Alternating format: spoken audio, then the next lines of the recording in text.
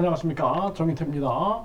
김종인 전 위원장이 공천 탈락자로 신당 만들면 안 돼, 이런 얘기를 했습니다. 이게 당연한 얘기입니다.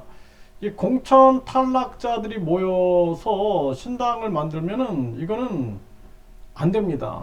신당은 철학이 있어야 돼요. 그래서 뉴스원에서 보면은 김종인 공천 탈락자로 신당 만들어봤자 대선 후보감은 갑툭튀 하는 법, 갑자기 툭 튀어나온다 이거죠. 그래서 공천 탈락자를 가지고 신당을 만들면 이거는 절대 안 된다라는 것입니다. 그래서 신당이 끝까지 가겠다라는 철학을 가지고 있어야 돼요. 끝까지 가겠다. 새로운 뿌리를 내리겠다. 대한민국의 정치사에 새로운 뿌리를 내리겠다라는 각오를 가지고 가야 됩니다.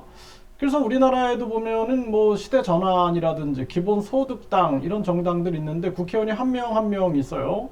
정의당이 6명이 있는데 그 정의당 또 뭐 진보당도 국회의원 한 명이 있고 지방의원들이 있는데 이게 다 이제 어떻게 보면은 진보 세력들이죠.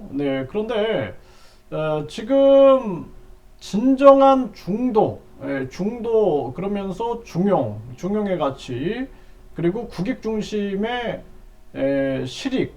실익을 국가의 이익이죠. 국민의 이익을 추구하는 그러한 정당 그리고 가장 중요한 것은 국민의 목소리를 진짜 대변하는 그러한 세력들이어야 된다라는 것입니다.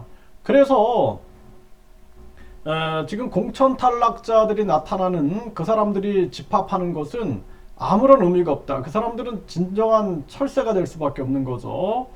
그래서 지금 국힘 같은 경우에는 지지율이 완전히 침체되고 있고 정강훈 리스크가 있죠. 또 민주당도 돈봉투 의혹, 또 이재명 대표의 사법 리스크, 이게 앞으로 계속 심각해질 수밖에 없는 그러한 정황이다라는 것입니다.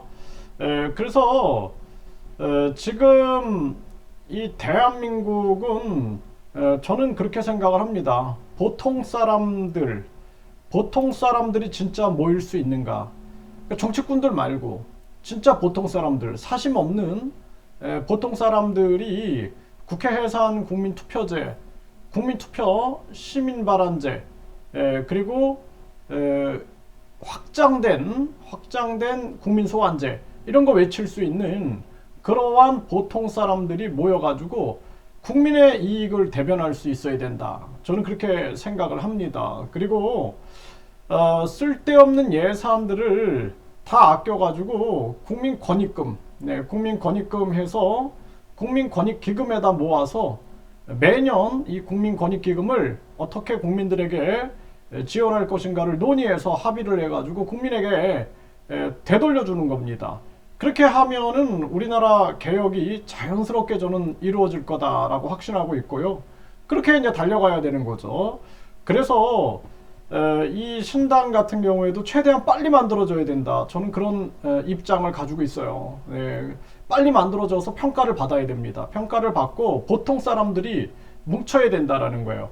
그래서 일반 보통 사람들의 마음을 얻을 수 있느냐. 그러니까 보통 사람들의 목소리를 들어야 되는 거죠.